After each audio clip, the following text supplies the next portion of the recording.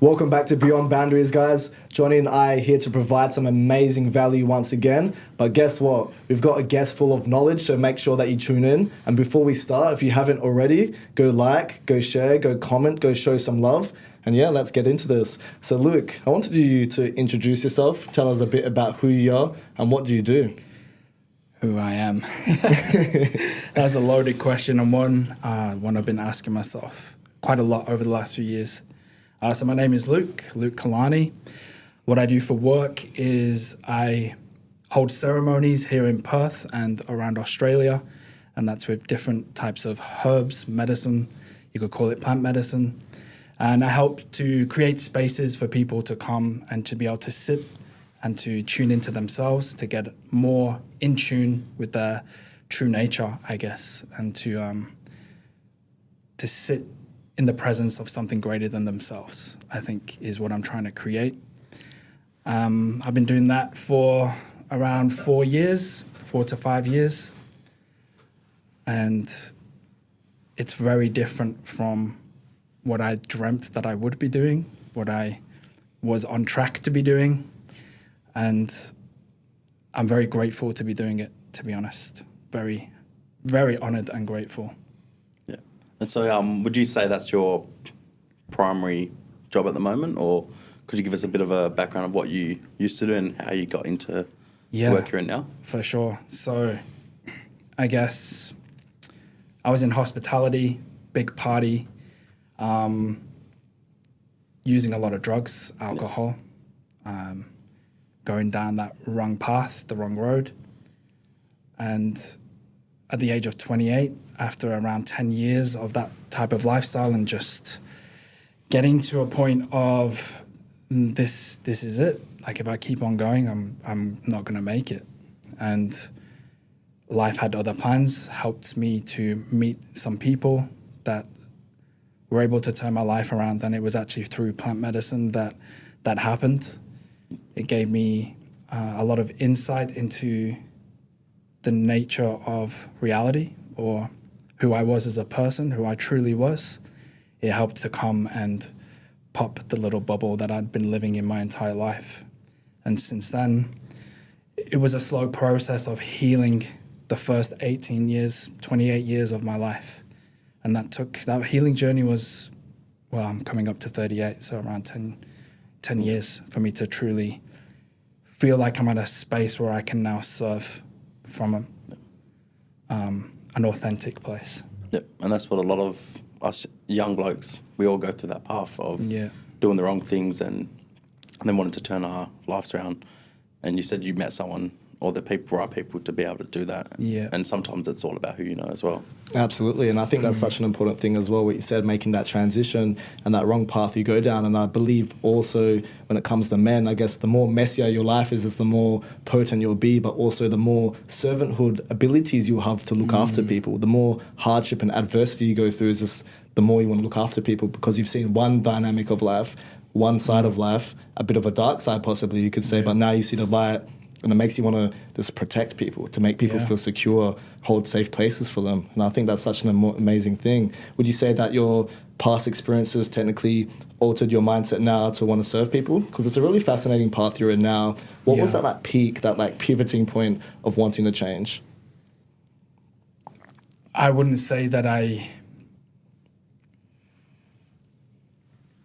it was me being gifted the vision, the revelation of what was available. I went through my entire life as just being this body. Like I was the body, I was the mind. And I was doing everything I could to numb what I was feeling with the emotions, maybe even the spiritual aspects of myself. And when I was shown that it was safe, and when I was shown that there is so much more to this reality than what I had experienced for the first part of my life, it gave me a reference point that even though when I came back to base reality and I couldn't explain it, the logical mind cannot comprehend absolute truth. but I experienced absolute truth. And just because I couldn't bring it back, it still left me with the feeling of what it was like to experience absolute truth of, I am that.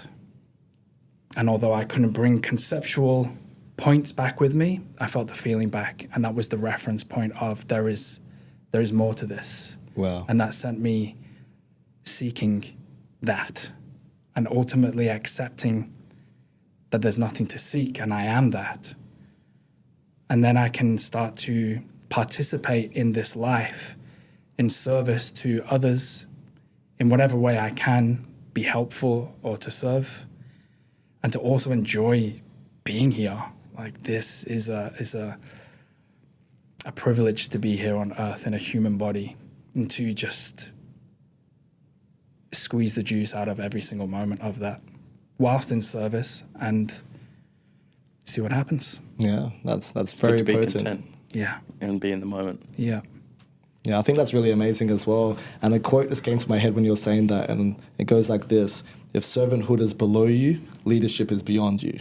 If you're not really willing to serve, if you're not ready to put your neck out for other people or help other people grow spiritually and become the best versions of themselves, like, you won't be able to lead properly. But it seems like you've really put yourself in that position to really want to serve people. Yeah. Because as you go through the time, what you just said, that pivoting points, the times of, I guess, knowledge we have, preconceived ideas, things have to be deconstructed, right? Mm-hmm. And you going through that stage of constructing new knowledge, new bits of yourself, finding out more about self and being I am that I am, you're passing that gift on to other people. And I think that's such a phenomenal and fantastic thing, especially for the benefit of humanity, but also being able to fill your cup so abundantly that other people reap the rewards of what you're putting into things. What the seeds that you're planting in the garden, that's going to be absolutely fucking amazing. Mind my French.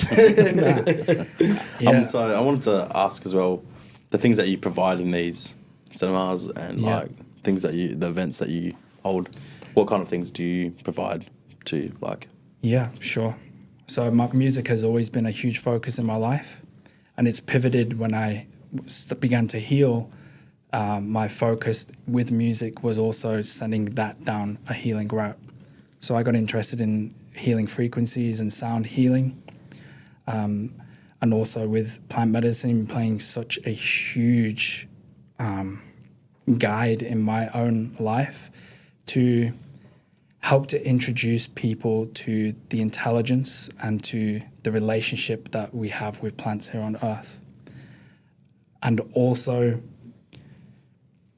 in the same breath, going through such cathartic, intense ceremony where I felt like I'd died over and over and over again, coming to the recognition that not everybody needs that. And I want to reach as many people as possible. And so the choice of what I use within ceremony, the choice of plants or the choice of words, is hopefully digestible and able to be integrated by all, and not just the few that are interested in some of the master teacher plants. So I offer cacao in ceremony, I offer blue lotus, and I also offer something called harpe, which is Nicotina rustica, which is mapacho. Its main compound is nicotine. It's dried, grown in ceremony, dried, and ground into a powder, and that powder is then applied up the nostrils.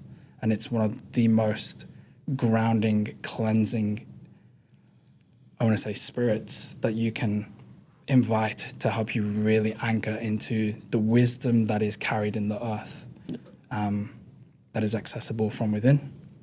And so I guess I'm offering spaces for people to come and explore that side of themselves through these medicinal plants, and then take it through their lifestyle as well, because some people that's not for them. But we all have access to fruits, we all have access to vegetables.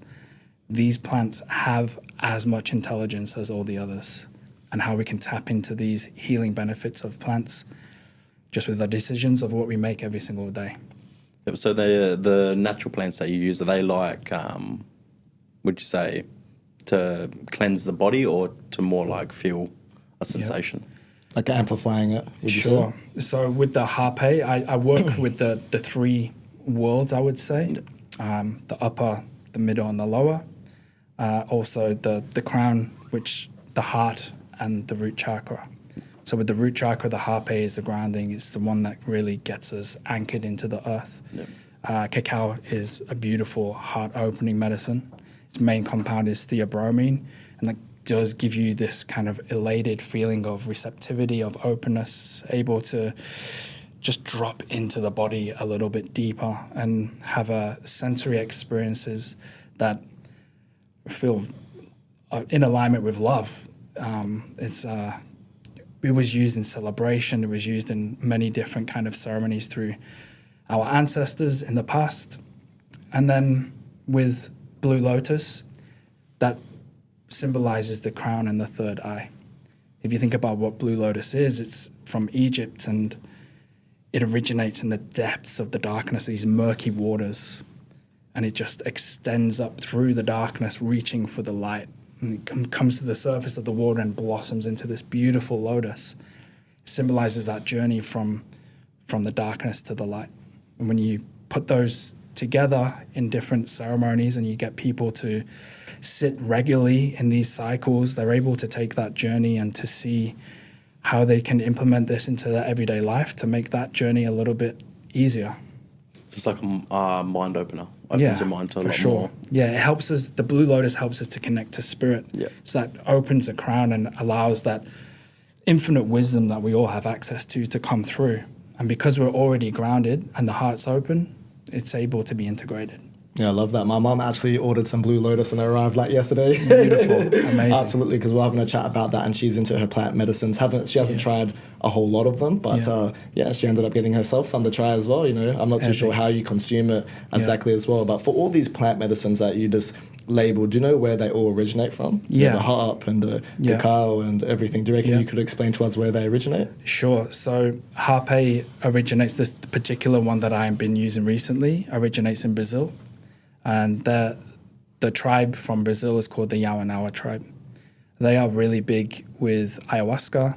They also use harpe, cambo, and they prepare that. I mean, all over South America, Central America, they prepare in their own medicine using different plants. It's ash from tree bark as well that is mixed into the compound. With cacao was huge in the Azteca, in the Mexico. Also, it's big in Peru. Brazil as well, cacao can be found there. With Blue Lotus, ancient Egyptians used Blue Lotus. They were huge with Blue Lotus. They used it ceremonially, and it's also found and grown in Nepal. So these plants have been accessed by different people around the world, or that they've found them, and that wisdom has been shared with the people that are willing to work with these plants. Would you say, like DMT, for example, would you say that is like a medicine that you could use to heal yourself, or? DMT was the medicine that took me out of the old world, the old self. And that was about 10 years ago as well, yeah? You said? 28. Okay. Yeah, I was 28. So 10 years ago almost. Wow. Yeah. Yeah. So you had a bit of like DMT to be able to experience more. So I was do you want me to tell you the story? Well, I'd love to hear it. Yeah, sure. So I was out getting fucked up, and I had met a partner of mine at the time. She started working in the bar that I was working in. And I was obviously hospitality, partying every single night. Didn't care about anything. The idea I had about psychedelic drugs was my mom's best friend lost it on LSD. And my mom all drilled it into me, you don't do this. All these stories of insects and spiders and all of this sort of stuff. I was like, nah, that's not for me. The drug of choice for me was always the white synthetic stuff. Like cocaine? Cocaine, speed, pingers, I think they're called in Australia. Yeah, pingers, yeah. I mean, I grew up in the UK, so it's pretty rampant there as well. And so, when I met this person, she was different. She was spiritual, and I'd never really met anybody that was spiritual before, and I wasn't spiritual at all. My motto was, I don't believe in anything but me. Yep. I don't believe in anything but myself. So you're an atheist technically at this point? I would class myself as an atheist. Yeah, I'm an atheist. I don't even think I even knew what atheist meant, but I knew it was the closest thing to what I would have described myself as. Yeah.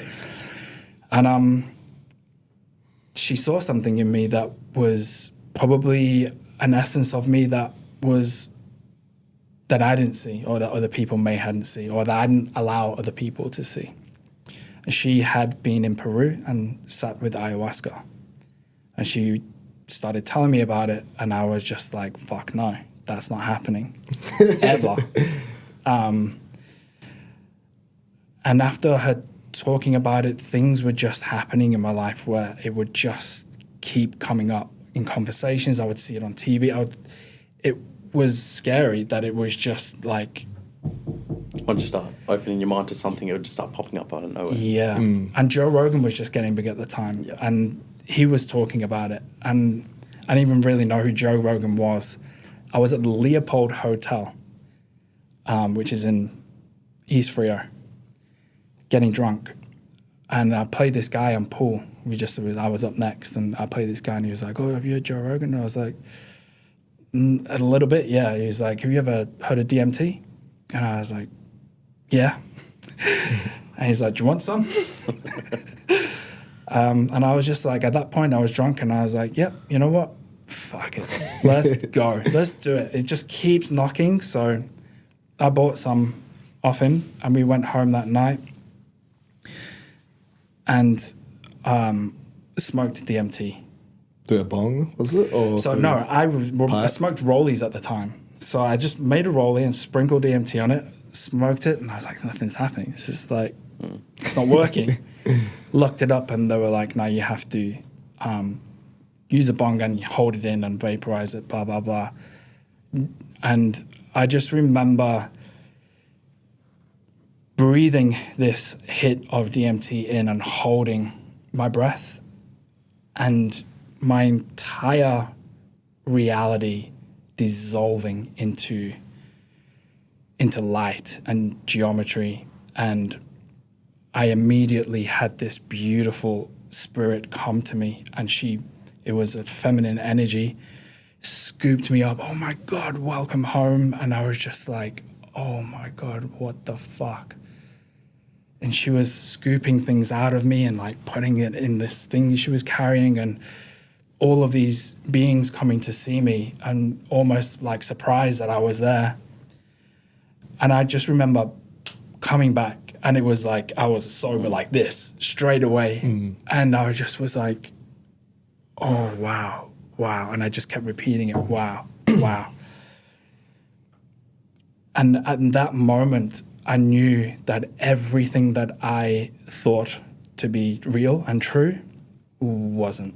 And there was something more to it. Not that it wasn't, but there was something more happening. So that was definitely a different dimension you tapped into then, wasn't it? 100%. Especially when you had that feminine energy, that woman that came up to you as well. And I think that experience is something really important. When you ask anyone, what's your most spiritual experience you've ever had, if someone's ever had magic mushrooms, LSD, DMT, they'll say that more than any church or any mosque. Yeah. As much as that can be, opening your heart as well in churches and things like that. When it comes to, plant medicines and DMT, that's something that's a real experience. Absolutely. And something that can completely eradicate the preconceived ideas you have, and especially the notions you have, changing your perception on how you see the world. Yeah. But also I think it opens your mind up to different neurological pathways, to perceive things differently, to be able to have a different lens or way to filter things through your brain as well, which is truly amazing. 100%. So it's a beautiful thing, because if you think about it, when you do die, DMT is released throughout your whole brain, which makes you pretty much feel like you're having a near-death experience. So everyone that's had a near-death experience, that's what they experience, like a DMT hit. Yeah. So I remember when I had a DMT hit once for exactly the same as you, like I was seeing all these spiritual beings, and I remember just coming out of this trip and just pretty much like crying because how beautiful it was and how thankful I was for life and being on this earth. Yeah, and it did switch my brain a bit. 100%. Absolutely. And I wanted to ask, because you're very experienced and you definitely, this is your expertise when it comes to plant medicines and everything and so on and so forth. Do you have like a mentor or someone that has shown you the way through plant medicines, or have you done research on YouTube, or have you had someone that did show you how to operate within facilitating, but also, just everything that you use, everything you implement into your ceremonies? Yeah. So that feminine energy that I spoke about has been a mentor of mine, along with the intelligence of the plant itself. I went into a space where I was very quickly in these experiences through DMT, started to be shown certain things and how certain things could be done and worked on within this space. For example, in that same week, my partner was sat next to me and she was in her space. She had smoked DMT and I'd smoked DMT. And the feminine being was there and she flashed this ambulance sign in my face. And I came to, but I was still, it's what I call the in-between space. Sometimes I call it like the rainbow web, is where the rainbow web is descended upon us and we're moving through the worlds, but still in tangible form and in spiritual form. And as I looked over to my partner, I saw that there was a being that had presented itself in her, and this being wasn't for good. And so me getting flashed out back into the garden where I was sitting, looking at her, and this being almost superimposed over her face, smiling at me as if to say, "Look where I am, motherfucker." I instantly felt a knowing of what needed to be done in that moment just come over me. I grabbed her and I sucked this entity out of her. And as I blew it out, there was a nearby tree that almost captured this energy and dispersed it into what I call useful energy, light. Yeah. She came back around. She obviously was describing her experience. And that was incredibly scary for me because I'd never experienced what an entity even looked or felt like before. I didn't know how I knew what to do. But before I did it, I had this light start to grow behind me. And my whole body was just vibrating. I stood up, and when I picked her and I blew it and I sucked it out of her, I knew that that wasn't me that did that. It was whatever this was. It's a helping hand then. Yeah, it was something, and so this has kept on repeating through different sittings and explorations with different medicines, fungi, ayahuasca, and DMT, where this light would appear. We would be in the rainbow web once again, and it would use my vessel to be able to do certain things in that space. Wow, that's powerful. I grew to trust it because it was doing very good things for people, and for myself, it gave me so many blessings in ceremony, which was the beautiful thing was I started sitting with people in private one-on-ones so that we could go through and work through some personal things that they were going through.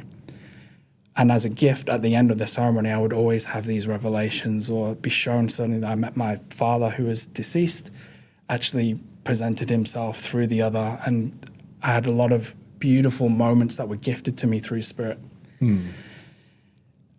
And from that moment in the garden, after the first few DMT experiences, there was a lot of integration that needed to happen for my own psyche.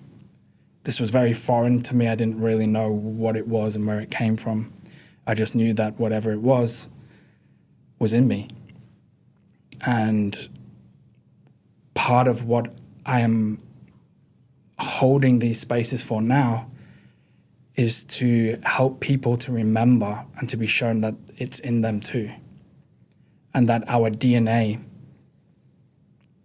runs through all of us, and everyone before us and everyone to come.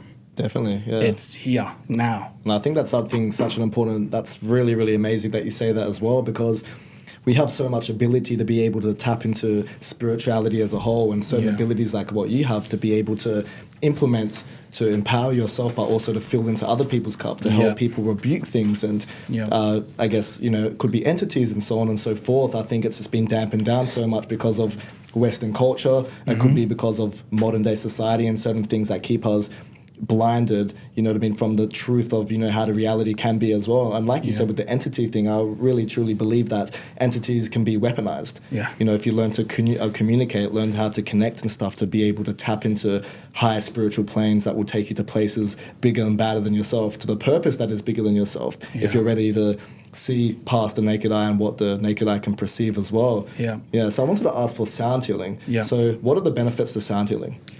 Sound healing has so many benefits for cellular integration, for healing on a full spectrum through the physical, emotional, spiritual. Sound healing is, if you tune a guitar, you want all the notes to be in perfect harmony with each other, so that when you play, it just plays smoothly. It's sweet to the ears. When we operate through life, we can sometimes become out of tune, whether it's out of tune with ourselves or something that we're engaged in with is just taking us out of harmony, it becomes disharmonious. So sound is a beautiful way to ring that pitchfork and allow your state of being to attune to it. So different frequencies can help to do that with different chakras of the body, different energy points of the body. Sound healing, it's sweet to the ears, you know? It can help you to really drop into a state of peace, of receptivity, so that the sound itself can do the work that it needs to do. Because if we're resisting, whatever we're resisting is just going to enforce whatever we're out of harmony with. Frequency is pretty much like everywhere. And I've heard like a lot of artists, they use certain types of frequency within their music to be able to attach themselves to like an audience, or to be able to heal an audience. Like XXX, for example, he used a frequency to be able to help people that are depressed or, you know, suicidal. And a lot of people actually felt that it was true, and they felt that frequency. So is there like certain frequencies you use, or is it just like... 100%. So most of my, well, if not all of my sound healing instruments are all tuned to 432 frequency, which is meant to be a beautiful healing frequency. Most music is 440 concert tuning. Most music, just in general? Most music in like the commercial, I would say, is tuned to 440. I mean, there's a lot of conspiracy theory around it. I think, to be honest, they probably just picked one and said, this is with the universal tuning, and we'll tune to that without knowing what effects it might have. Propaganda, you could say, hey, we're selling. Yeah, and who knows? Maybe they did, was like, we need to tune it to this because this is going to take them out of harmony. Definitely, I'm a firm believer that the 808 frequency is the 808 sub-bass is something that keeps us locked into the base, into the root chakra. So those doom, doom, doom, doom, doom, doom, they give you that feeling, that real primal kind of like you just want to get crunk feeling. That's why a lot of tribes use them. That type of frequency. Drumming, that's all down there, you know. And we can use all these different frequencies to create an experience, to create a behavior, a thought pattern, can all be created through frequency. Frequency is everything. It is everything. To be honest, the way I use sound healing isn't because I'm interested in how I can use it to heal. The way I was shown of how spirit uses sound was what I was interested in, and spirit would use certain sounds as a bridge. So different frequencies can be used by different energetic spirits at different frequencies, and they would use the sound itself as a bridge between the spiritual to the physical. And that sound that permeates the physical from nothing. Yeah. And so I just do what is needed in the moment and what I feel called to play in the moment. Nothing's ever planned. I just say how I feel in the moment. I never plan what I'm going to say. It's just, how have I felt this week? What has been the key themes? And I might talk about that, and people can resonate with, oh my gosh, yeah, this is happening for me. It's been a journey of surrender for me, of full trust, and just to surrender into myself and allow it to emerge, because I don't have a fucking clue what I'm doing. If, in all honesty, I have no idea what I'm doing, but something in me does.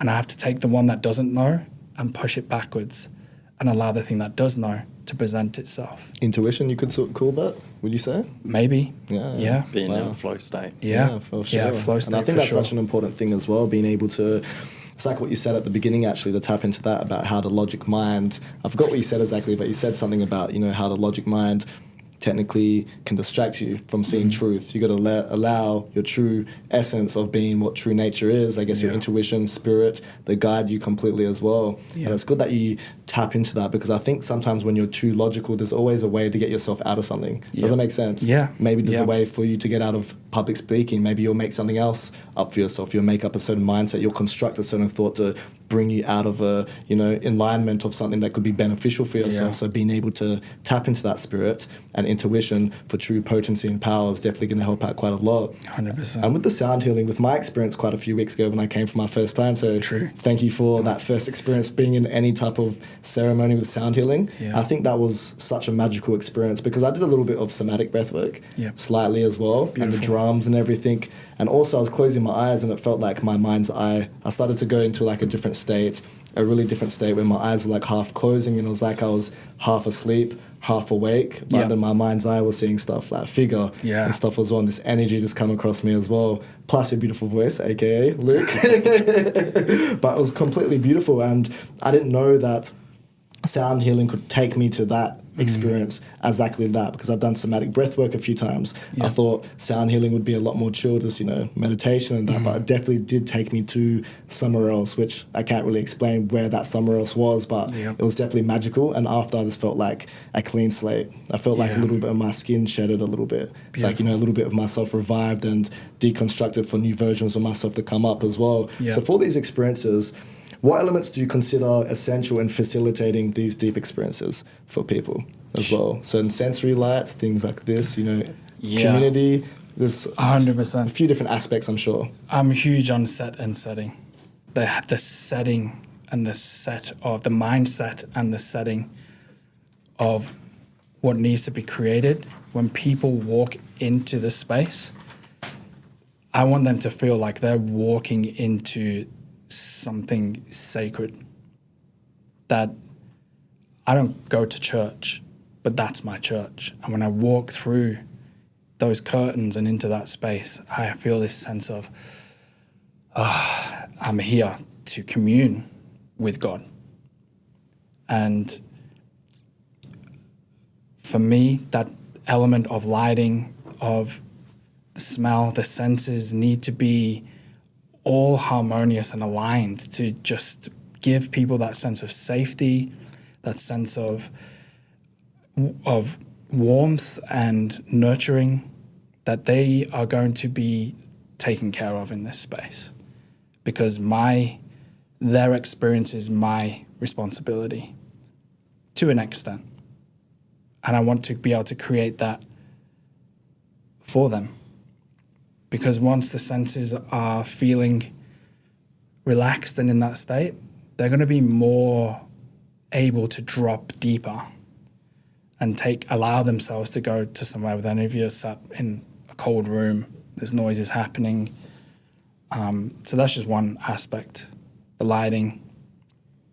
The music is always the same. If you come to any ceremony, it's the same playlist, and it just primes the subconscious that, oh, I heard this last time I was here and I'm going to hear it the next time. It primes it so that it knows I'm getting ready to journey. The same, the song where I bring people out is exactly the same every single time. It's that calling back, that retrieval of our energies back into the body. Okay, it's coming to an end. It's time to start calling our energy back in. So everything is structured in that way. It's a container that's created so that I can fill that container with whatever spirit is wanting me to fill it with. And those are the only elements. The only other element that is required is surrender. It's like we set, that's what's so beautiful about the masculine and the feminine energy, although I think that's very distorted these days, but it's that setting the framework, setting the container so that the feminine can flourish within it. It allows that to happen within ourselves, which is where it's most important. And that's what I'm about. Yeah, and I think that's cool because everything does come and start with the internal when you say about the immersion and especially tapping into surrender to be able to experience how it should be experienced, right? But also the external world, like you said, with the sensories, I think that's really important because it's like even with association, what music you're listening to what you're eating, to who you're around, where you plant your seed, what garden you plant your seed in is something really important, and it can definitely alter thought patterns and ways of thinking and I guess feeling as well, and how you're feeling on the day or night. So it's good that you're very cautious, but you also do it with complete confidence, and you're here to serve people, make people feel safe. And for my first experience, I can definitely say me walking in there, I felt secure. Beautiful. The music, the people, and even the community as well. It's very like-minded people. It's not like a bunch of different people, like crackhead, and then you know what I mean. It's same energy. Everyone's a part of light, and people are really wanting to grow. So I think that's something really important that you implement into, I guess, your ceremonies as well, so on and so forth. And I wanted to ask for the frequencies that the music that you play at, right? For your voice, what frequency is your voice? Because I know that your voice is pretty good, mate. So I thought my voice will adapt to whatever it needs to. But interestingly, I did record like my voice just singing a cappella. Like if I sang now, just recorded it, and then I just had a look to see what tuning it was. It was actually in 4/3/2 tuning. But I have incredible ears when it comes to music, and I've played instruments in 4/3/2 for the last 5 years. So it might just be that I'm so used to hearing that frequency that I'm now singing automatically, naturally in that frequency. So my voice is an interesting, because that is, I guess, is the main instrument that I play. And so my father was a musician and a singer. My father left when I was 3. And although I had this amazing capacity for music and for sound, there was always this blockage around it. I never sang in front of anybody. I was so shy. Even speaking in front of people was so hard. Only 4 years ago did I sing in front of somebody for the first time. And you can imagine what that's like. The nerves of just like, you're even trying to speak, it's like, ugh, and it was horrific. But there's been these little steps of people nudging me, of providing me safety to be able to slowly open and open. And I honestly just don't really enjoy the sound of my voice.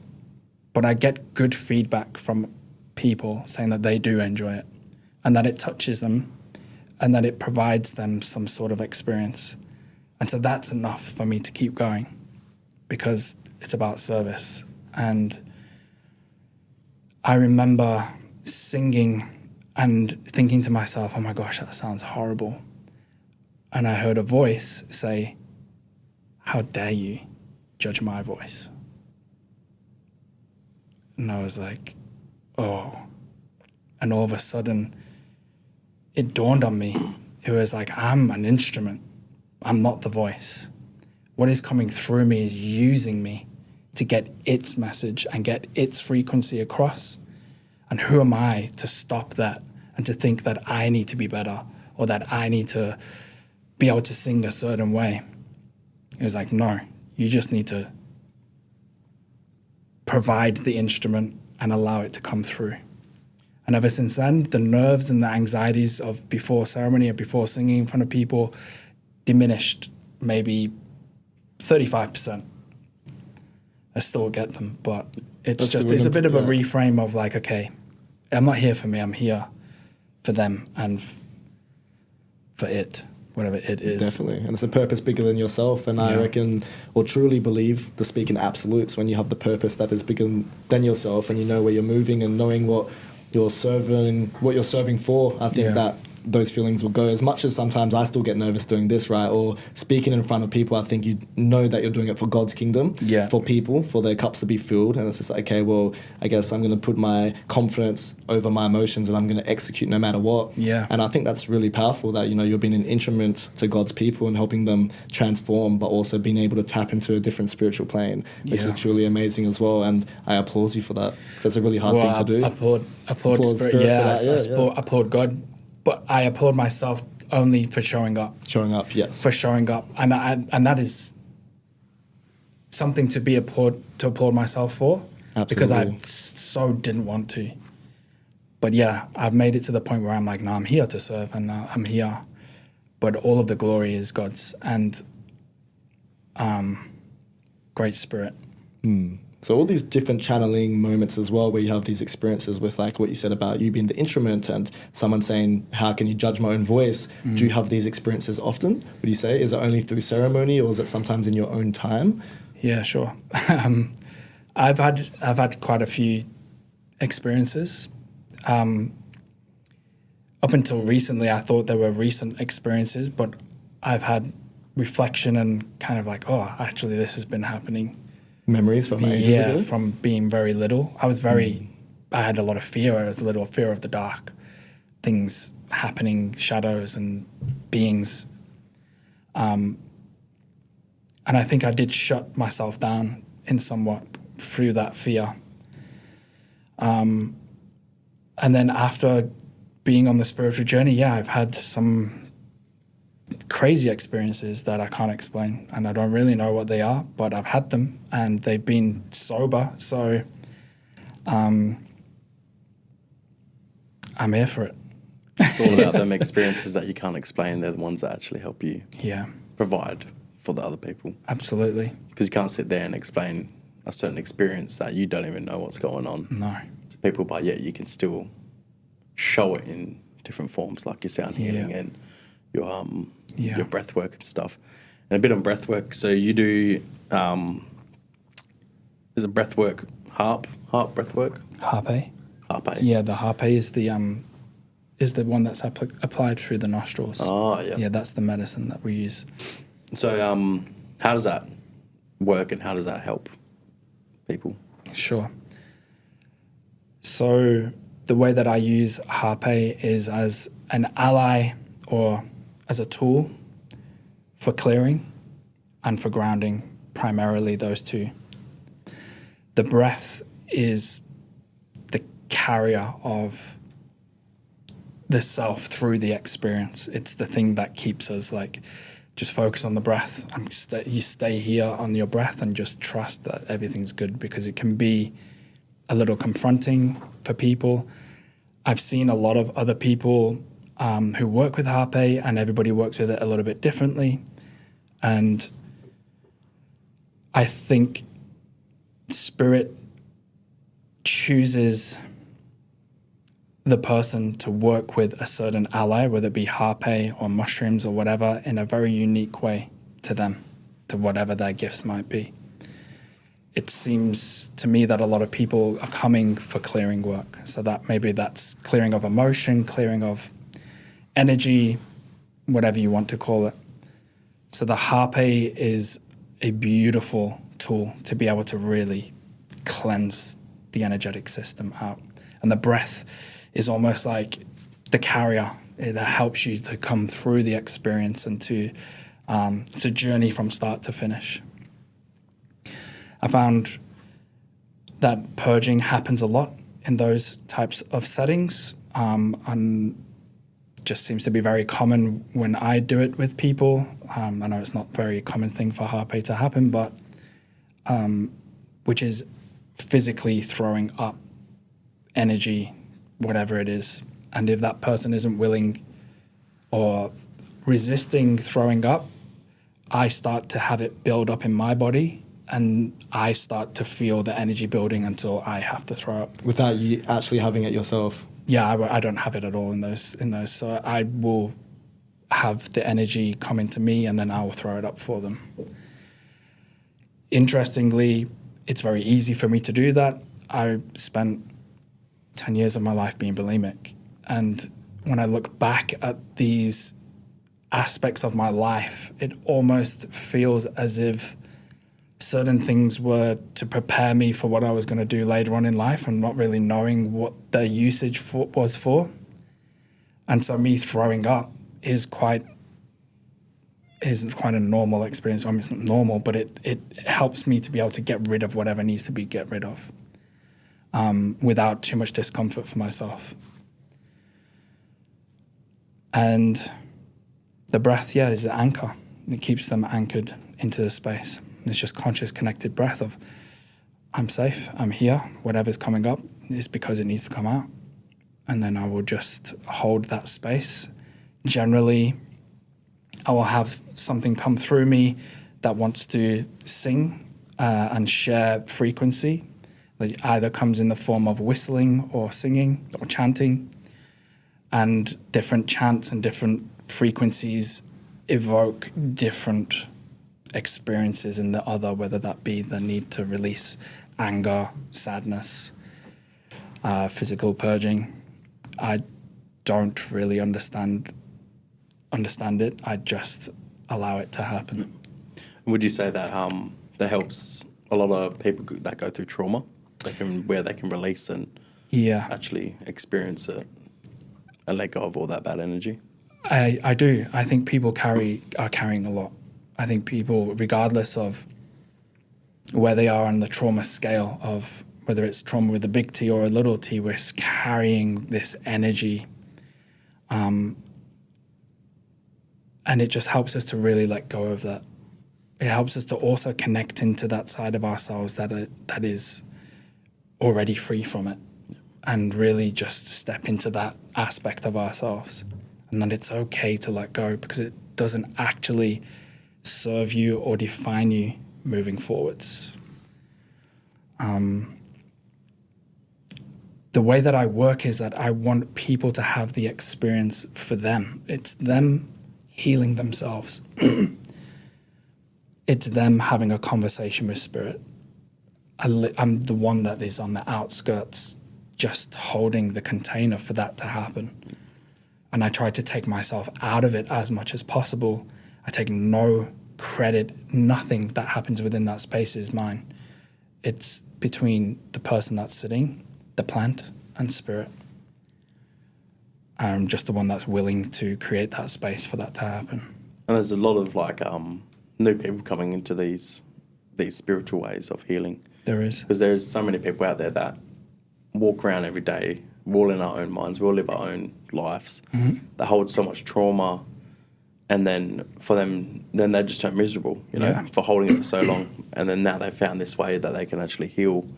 And it could be anyone from the biggest looking guy to the smallest looking guy. It doesn't matter, but we all hold that trauma. Yeah. I definitely reckon it helps out with epigenetics as well, 100%. because how, trauma can be passed through the blood for generations. Like, for an example, I could have a family member hundreds of years ago that went through crazy war, torturing, and that gets passed on to me. Yep. And when I think about somatic breathwork, but Plaster Harpe, is that how you pronounce it? Yep. Harpe, yep. Yeah, it's interesting. I reckon that you can actually take it out of your blood, or maybe transmute it, or end up converting it out of your body, or rebuking it out of your body in an energetic level as well. So I think it's really powerful how you can sort of get in touch with the nervous system and everything as well, and being able to tap into those different parts of yourself, and which can get a bit uncomfortable sometimes, but it's definitely worth it. Yeah. And it's good that you can hold these containers for people as well. And I wanted to ask, how do you make sure it's a safe container for someone in the first place? Yeah. What do you do to make sure it's definitely a safe experience? Is it certain locations? Once again, it's like what we explained before, what you did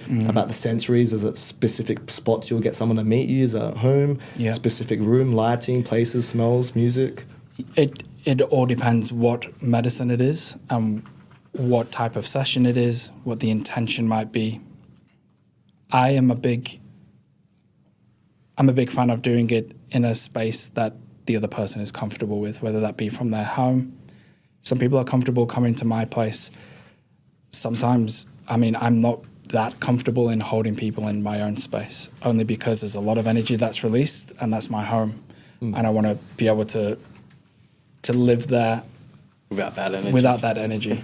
Yeah. And I learn from experience, because things happen and it can really leave an imprint on a space, like a snapshot in time that can just stay in a space.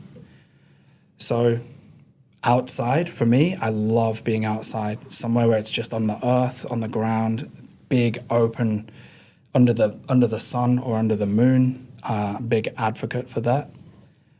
Essentially, if somebody needs to sit, we will make the container wherever it needs to be made. But I've walked into some places and it's just the energy is not right. I have to be in the right energy and feel safe, the human me, to feel safe enough to be able to surrender. So if I don't feel safe in a space, I'm not going to do it in that space either. It's really important for pre-screening for people that have medications, they have traumatic experiences from childhood. We need to discuss, and there needs to be this level of openness, of authenticity, of being able to share what we've been through, because human me needs to understand what we're going into. Certain experiences can leave an incredible, dense imprint. And when that dense imprint is released, it can be pretty intense. It can be very intense. So you want to be in the right space and in the right frame of mind. Definitely. And I think that's powerful. It all comes down to environment and, like you said, your mindset at the time. Yeah. So I remember when I was younger, I used to take some like LSD and stuff like that. And like I'll do it. That's all for the experience. But I'll do it in like pretty much the wrong places. Pretty much like getting drunk. Yeah. Wrong mindsets, and it would be like the worst feeling ever. You know, you're not experiencing it like it should be experienced. Yeah. And for that for me definitely left a impact, like a dent. Yeah. In it. For sure. Where I was like, damn, like I never want to do that again. Yeah. But then I've also taken it in the right spots at the right time, and it's been beautiful. It's like a big eye opener for me. Yeah. The first bit I ever got of spirituality was when I did take LSD and opened my mind to a lot more things. I was like, I took it on a Friday, and then obviously it lasted the 12 hours. Then I'd come down off it, and everything was just so different to me. Like my mind was more open to all these other little things in life. So yeah, it is a very crazy experience. A bit of an integration process as well. I remember when I tried it when I was about 16, 17, I had maybe like 1.5 or something tabs or something like that. And I think after I had a little bit of time to integrate, after I felt like a little bit, reality shifted just a little bit. Sure. For sure. But it was a good experience when I had it, as much as, I guess, the association and who you're around is good. There's maybe one part where it was a bit bad, but then the rest of it was pretty cool. I remember I got to the stage where I could communicate with my mate. What is it called again? Like telekinesis. Yeah, something like that. Me and my mate didn't even have to speak. At the gathering that we were around, we just looked at each other and I knew exactly what he was saying. Yeah. And it's the frequency, that the way he just looked at me and stuff, we'll just laugh at each other like, we just know exactly what we were talking about. We didn't even have to say anything for about 20, 30 minutes, which was really powerful. And what you said about authenticity and transparency, based around, masculinity, femininity. I know it's really miscrewed nowadays with, toxic masculinity and toxic femininity and all this type of stuff. I do really believe there has to be a discussion around all of this, and men and women being able to come together in a safe container to communicate 100%. And, be able to get rid of, pharmaceuticals and things like that, get rid of those conditionings that we have in our mind, what we've been programmed and told what to have and what to consume and how to think, being able to come together as a community to work out sides of ourselves. And because there's so much, in-depth knowledge and wisdom that we have internally, right? Yeah. And, you know, the conquest, I guess the most important conquest is to conquer self. That's one of my favorite quotes. Yeah. And I guess the world is very nuanced. It's like, you know, an onion with layers. Yeah. So being able to find out how we can construct ourselves, you know, in the right pattern, in the right psychological pattern, in the physical, but also in spirit, which is, you know, very powerful as well. So powerful, man. Yeah, no, definitely. Yeah, I feel like it's super important for us to realize if you take the flower of life pattern, each circle is us. Like our reality and the way that we perceive the world is completely unique to us. No one else experiences it that way. There's always going to be nuances in everyone's experience, and my truth can be completely different to your truth. And I think what has gotten us into trouble is that because it's true for me means it needs to be true for you, and I need to make you know that my truth is the true one. Yeah. And it's just, everyone's just Pride, instead, isn't it? if we are under the understanding that we are supposed to have different realities, and we're supposed to dip our toes in each other's reality so that we can see it through the eyes of the other. And that's where that Vesica Pisces comes in. It's like, it all gets to exist and it all gets to be truth. And we should seek to just understand and to just have, to just see the eyes of the world through the other. And when we do that, and we get to see, oh man, your reality is crazy, or your realities, you know, we get to just live in harmony with each other. Comes down to being an empath as well. Yeah. Being able to feel someone else's life like it's your own. Like I said, being in someone else's shoes. And that's what I grew up doing, was someone would be telling me an experience and I would always try jumping in and tell them my experience as well. But it's not that like I'm cutting them off or not caring about theirs. I'm just telling them that I know what they're feeling, and like what I'm feeling right now is pretty much what you've been through, you know? Yeah, I love that, yeah. It's good for connection as is, well. Being an empath is very important. But it could be misconstrued as you butting in and cutting me off, and when all you're trying to do is like make me realize that, I know what you're feeling, bro. Yep. 100%. And this has been a lesson for me, a real big lesson, because I didn't feel like I had a sense of autonomy and identity as a child, just with the way I was raised. And so somebody questioning my truth was a threat to who I was as a person and to my safety. So I would be like, nah, that can't exist.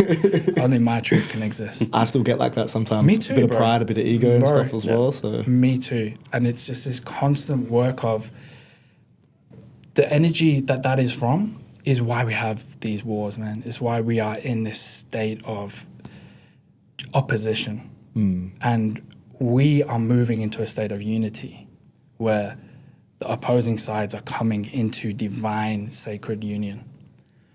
And it's happening quick, and it's throwing up a bunch of shit for all of us because it affects relationships, it affects everything.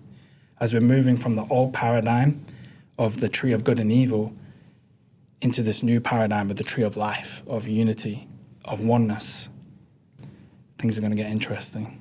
absolutely, yeah. And I wanted to ask a question which would be cool for you. This is personal insights. Sure. Getting to the end of the podcast and stuff, cool questions and stuff, Okay, cool cool. things to chuck at you. What is spirituality to you from your perspective?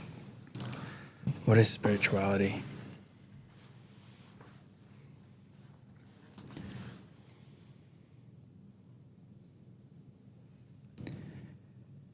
Spirituality is just the fullness of experience. I feel that spirituality contains everything.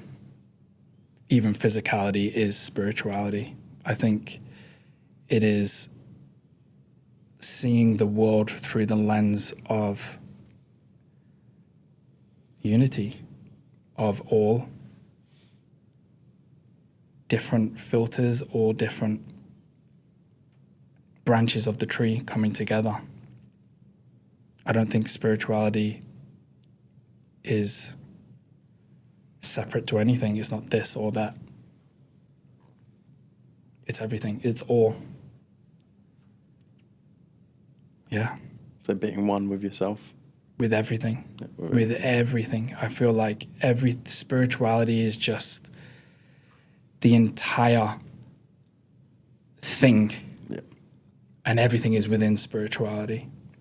Because one would say we're not physical beings living a spiritual life, we're spiritual beings living a physical life. For sure. Absolutely. 100%. And I think that's amazing as well, because it's like spirituality, I also believe it's awareness. And awareness is being able to see beyond what your naked eye can see, being able to pick up on different things. And I like how you collaborated that together for, you know, physicality is also spirituality. Because, you know, I guess we are the vessel, the instrument to, you know, I guess project things out as well. So everything started with spirituality. Spirituality is all. Spirituality is everything. It is it. Yeah, it is it. It is it. And I like how you say that thing. That thing, whatever that thing is, Wow, yeah. It's maybe it is the container that we've been talking about, that infinite container that never ends, that never begins and never dies, but never lives at the same time, and everything emerges within it. So maybe, I don't know. Yeah. I also have no idea. I want to ask a quick question. I think I've asked Navar this question. I just want to get your insight on it. Sure. So spirituality and Christianity, do you think that's two different things, or would that... Like religion? Yeah. So could you be a Christian and believe in spirit, or could you be spiritual and believe in God? Yes, to everything.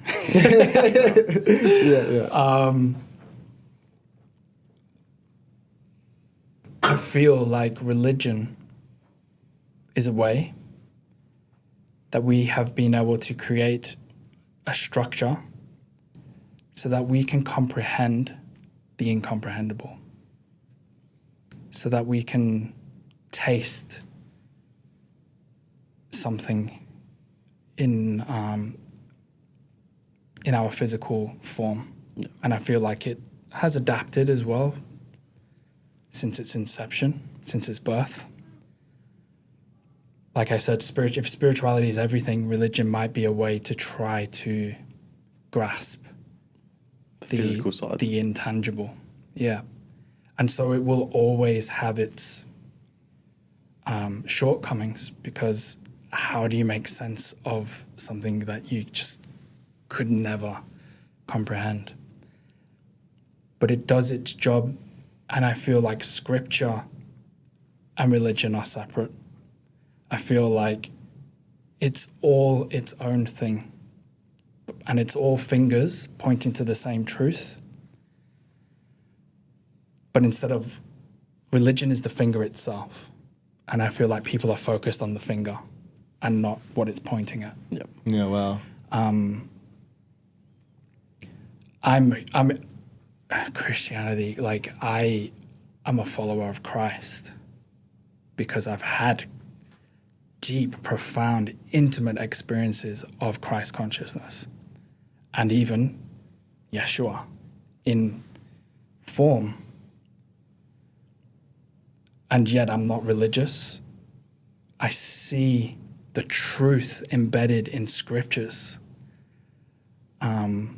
And I try to discern the ones that may have predated the edited versions and go more into the Nag Hammadi texts of the tablets. Yes. Yeah. These, and also all these different traditions that are all saying the same thing.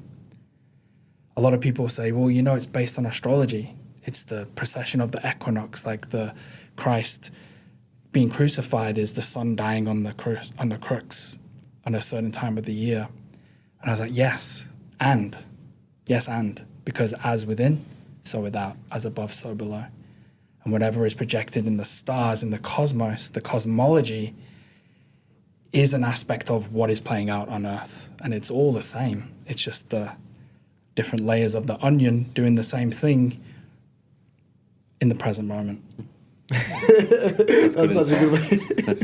Well, that information is very, that was beautiful. The way you described that and constructed that together and stuff as well, and articulated that was like, that makes a lot of sense. Like, you explained that. It makes sense to you because I'm still trying to make sense of it myself. But you know, it's just discernment, man. Just follow what you feel. Follow what lights you up. It's like, I am the way, I am the truth, I am the light. That was Christ's message. Follow that because it's inside each of us. And there is something leading us to wholeness, holiness. But there's also something leading us away from it. And we have to discern which one is telling the truth and follow it. Yeah.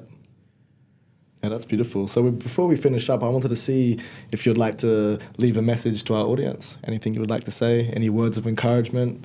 Anything specifically that comes to your hearts? Anything you would like to say to the audience? Yeah. I'd love that. I'm sure they would do as well.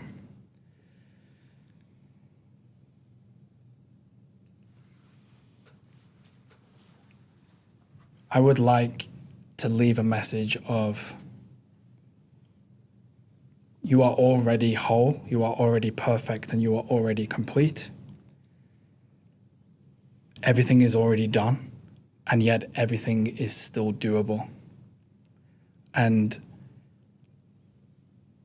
to really get to know yourself and to go within and to see what sparks passion and what sparks joy, and just follow that unwaveringly, just go for it. Because those are the little nudges, those emotions of joy, passion, of excitement. Those are the things that are leading us towards a greater sense of truth. And to me, people are striving for success these days, right? People want to be successful. What is success? Success is how many lives can I impact while I'm here today? How many people can I impact in a positive light?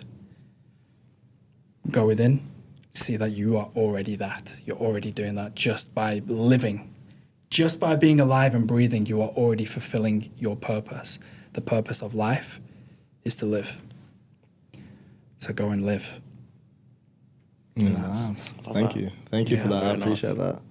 My pleasure. Thanks for having me. Anytime, bro. Love to have you on. Love having your insights. It's very humble. Thank you, brother. It's lovely to meet you. Yeah, and it's good to see you again, my man. And yeah, best of luck with this amazing thing. It's going off. So, cheers, yeah. Thank you very much for that. I really appreciate it. Thank you guys for tuning in. God bless you all. I hope you guys enjoyed that amazing episode of True Power and Potency and good information from Luke.